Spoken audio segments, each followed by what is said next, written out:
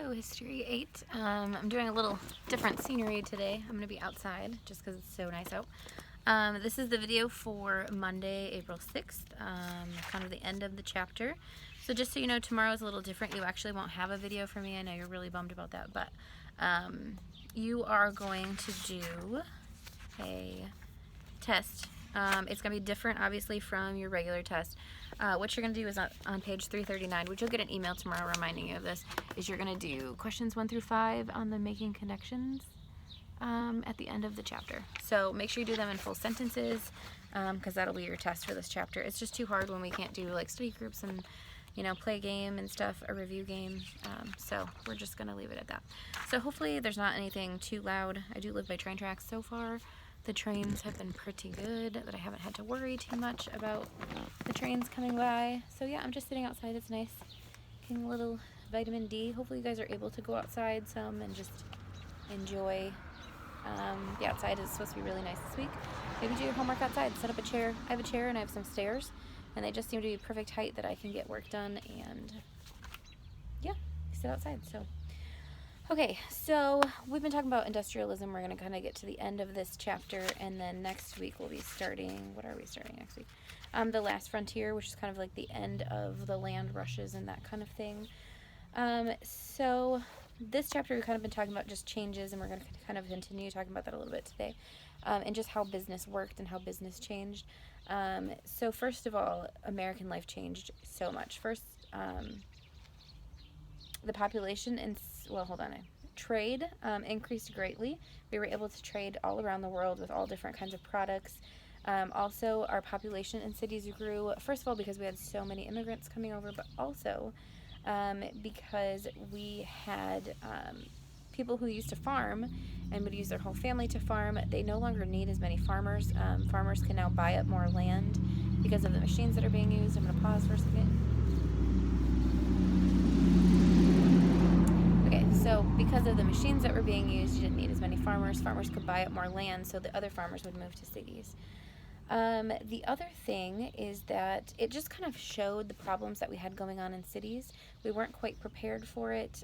For example, air pollution, crime, overcrowding, all of those things just became more obvious because people were just kind of crowded in one area. Another issue, well, not an issue, another change was that there was just more leisure time, more time to just do stuff. And that brought about change, first of all, because you had these labor-saving devices that it just didn't take as long to do certain things. And another thing that came out was just some people started playing sports and others watched. Spectator sports were a huge thing during this time. Basketball, boxing, and baseball were just kind of like what people would go and do and watch. And then a lot of people got into like bicycling and playing tennis as well. Another thing is just American family life changed.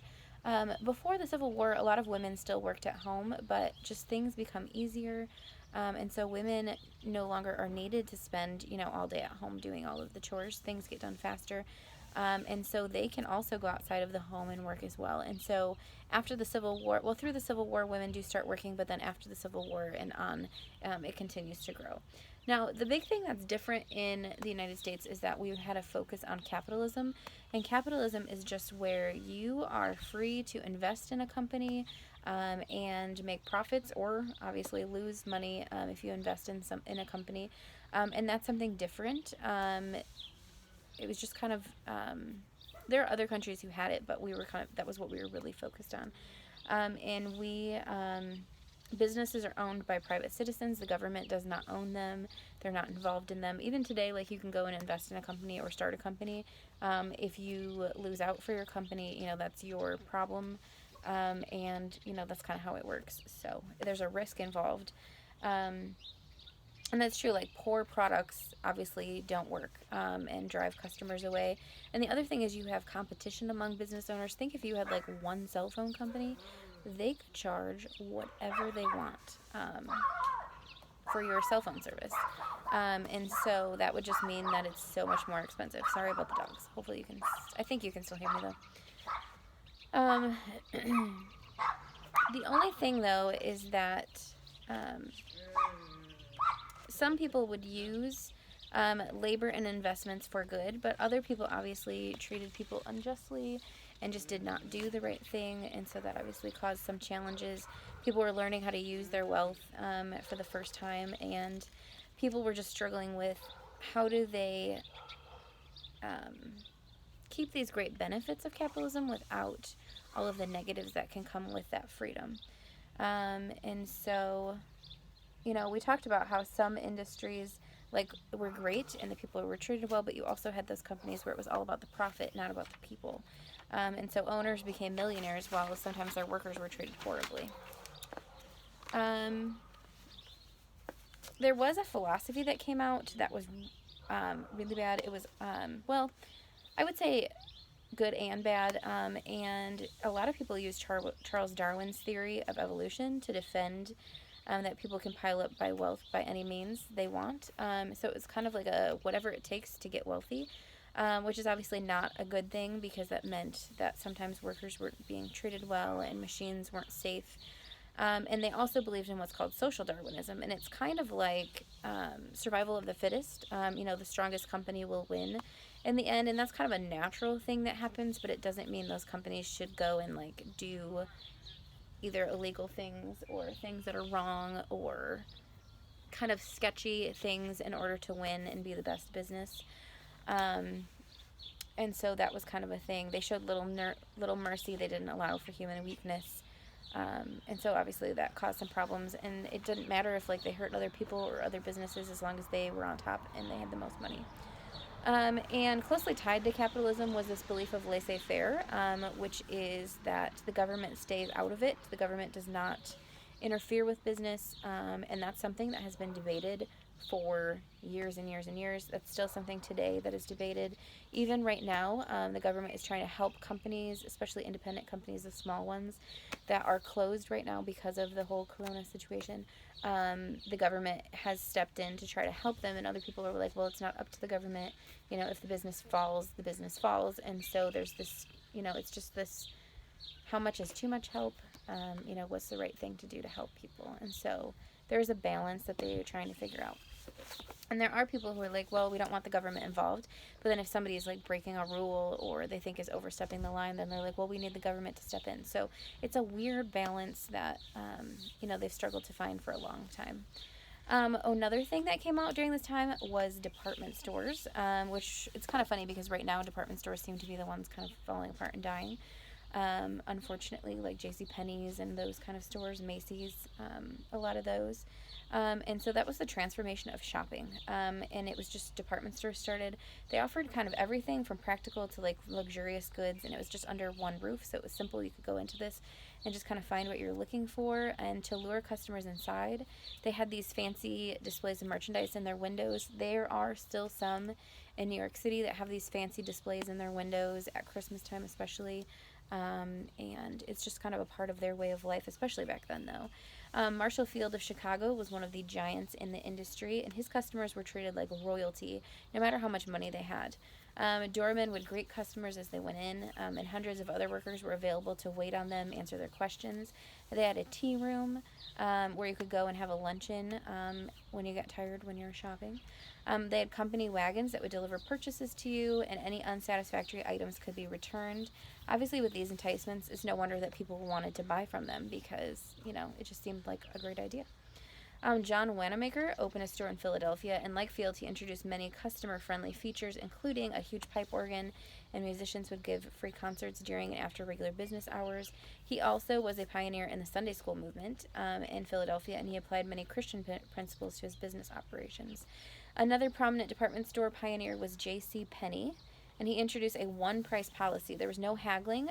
You would just say, so before this time, you would see a shirt and you'd be like, oh, it's $5. Can I pay you $3? And they'd go back and forth and you'd decide on a price. He was just like, this is it. Whatever on the sticker is what you're paying. And he chose to operate his store by the Golden Rule, and it quickly became known as the Golden Rule store.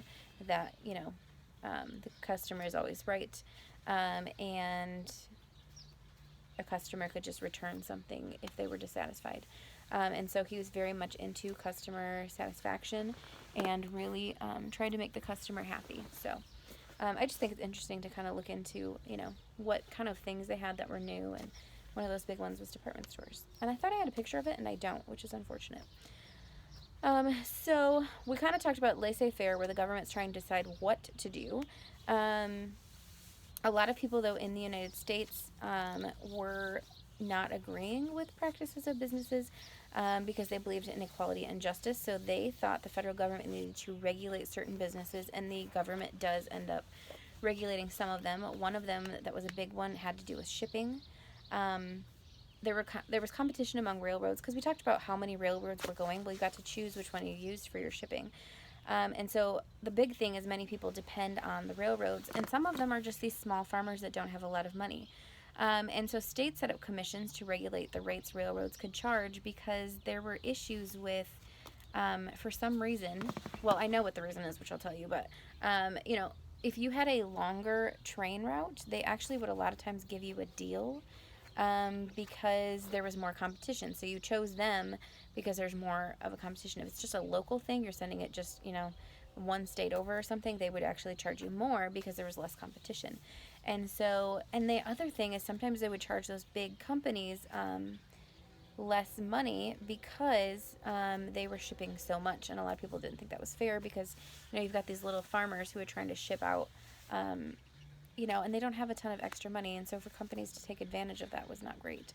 And so that was the issue. So they formed what's called the Interstate Commerce Commission, and they were to examine complaints and sometimes take offenders to court. The problem is when they would go to court, a lot of times people would side with the railroad, and they lost almost every case from 1887 to 1906. So it's like, well, did they really do anything? Yes, because there were some companies that would change their policies because they didn't want to be taken to court because it's so expensive. And so, it does make a difference. It just doesn't seem like it when you look at the court cases.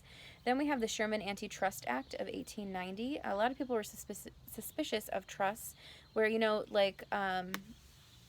we talked about Rockefeller, where he would own, he would have this business and this business and this business because they all built on each other, and that's called a trust. And so they just felt like it harmed free enterprise and free business. They wanted to get rid of these large trusts like Rockefeller's because they felt like it drove all small companies out of business, because those big companies could lower prices without worrying about having to close, where those small companies really relied on their prices. Kind of like grocery stores. Like Walmart is great, and their prices are cheaper, but some of those small local grocery stores, or think about right now restaurants, right? Sometimes going to McDonald's or some of those chain restaurants is cheaper, but in order to help those smaller family restaurants or just the smaller chain restaurants, like Arthur's and stuff, it's important for us to go there. There's a train coming, so I'll pause for a second, but not yet. And so, even though it's cheaper to go to the chain restaurants, it's more important that we keep those little ones, going. And just like grocery stores, Walmart, it's cheaper because they're so big and they can drive prices down, but then you have little stores like Oliver's, or we have a little one in Ashton too, that the prices are a little higher, but they're, family run, and sometimes it's easier to just run in there than, Walmart, especially right now. And so that's a lot of people complain about Walmart because they say, well, they're driving, other companies out of business, and which is somewhat true. There are a lot of companies that have closed because of Walmart. So I hope you guys can still, maybe I'll get closer for a minute because of the train. All right, so some businessmen even pushed for the regulation of business because they wanted to get rid of these trusts. And they wanted, the big thing is competition. The most important thing that you can have, this is so annoying, the most important thing you can have with business as a shopper, I guess, is competition. Because like I said, if you have one cell phone company, the cell phone companies can charge whatever they want because there's just one. And so it's important to have that competition so you have healthy business and you're kind of regulating the prices. So yeah, that's just really important. So both parties in 1880 actually promised to regulate trusts, and in 1890, during Benjamin Harrison's presidency, Congress officially passed the Sherman Antitrust Act. The problem is that they didn't define everything that was in that act, and so they couldn't necessarily, they weren't really efficient or effective at first because they didn't go back and define it, so they had to actually kind of define it. So then they had a new type of business start. I don't even know if you can hear me, but hopefully. It was called the holding company, and they would kind of gain control of companies by buying their stock. We talked about the other day that you can buy stock. Well, if you own a majority of the stock, then you're the decision maker. And so it kind of, they would buy up the stock of these companies and make decisions for them for the entire group, like they were one giant corporation. This video is going to be a little long, but not too bad. Okay, so then because of all this stuff going on in business and because workers weren't always treated fairly, something formed called a labor union. Now the labor union was a way to organize large groups of workers. At first when they started, it was skilled and unskilled.